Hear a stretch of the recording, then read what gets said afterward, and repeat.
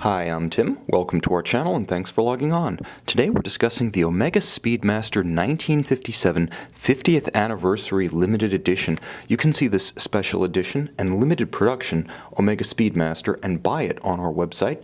Subscribe to our YouTube channel if you enjoy these videos, and please click on the card in the upper right hand corner of the screen at any time during this video to see our full listing for this watch with additional accessories included, high resolution images, and naturally complete pricing details.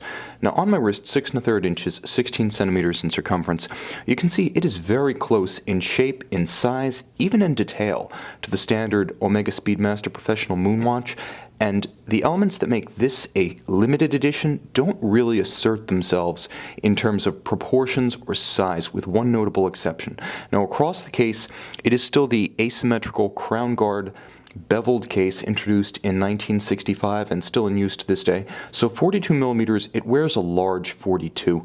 Because of the solid end links of the bracelet, if you actually measure end link to end link, outer extremities, it's 53 millimeters across the wrist, broad across the wrist. Now throw it on a strap and you'll be dealing with 48 millimeters from lug to lug, but the true size with the bracelet is 53 millimeters across the wrist.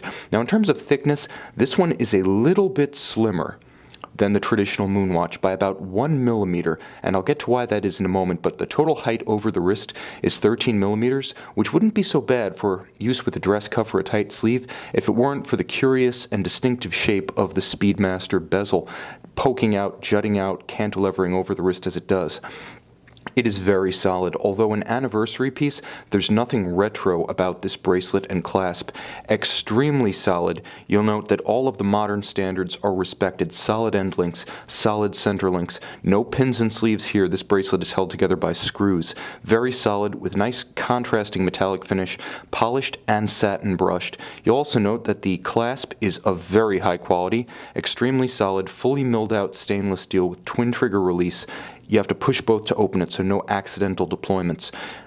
The watch begins to set itself apart from its garden variety Moonwatch contemporaries. This watch was released in 2007 to mark 50 years of the Speedmaster, but when you move inboard the tachymetric scale, it really departs from the standard Moonwatch of today. First and foremost, look at that dial. Yes, it's individually numbered, and yes, it features a vintage-style Omega logo and marquee, but what you may not note is that it's also enamel.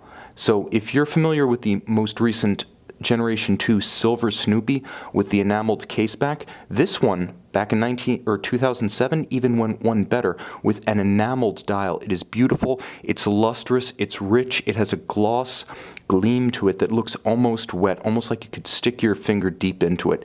It's incredibly handsome, and because enamel is extremely stable over time, it's going to stay that way. Now, unlike the Moonwatch, this one also features a sapphire crystal over the dial, and it's worth noting, sapphire crystal over the caseback, only in this instance we're not getting the standard Lamagna based caliber 863 or 1863 that you would see on a display caseback Moonwatch.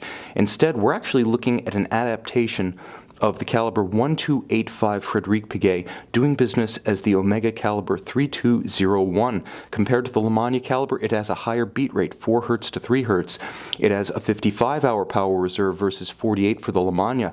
It is both a chronometer and a coaxial caliber, so more sophisticated on both fronts than the standard Moonwatch. Finally, 29 joules. It also features hacking seconds such that you can pull the crown, stop the balance, and precisely synchronize the watch. You cannot do this with the Lamagna caliber. A lot going on right down to the actuation of the chronograph functions, which is by column wheel, visible, and vertical clutch, not visible. Very sophisticated on each front. That is the high horology way of doing it. Smoother, thanks to the vertical clutch. You can also leave it running if you prefer to have center seconds. That's the benefit of the vertical clutch. The column wheel, in contrast to the cams or shuttle system used on the standard Moonwatch, makes it just more satisfying from a tactile and audible sense. You can hear and you can feel the column wheel in action. It is very crisp.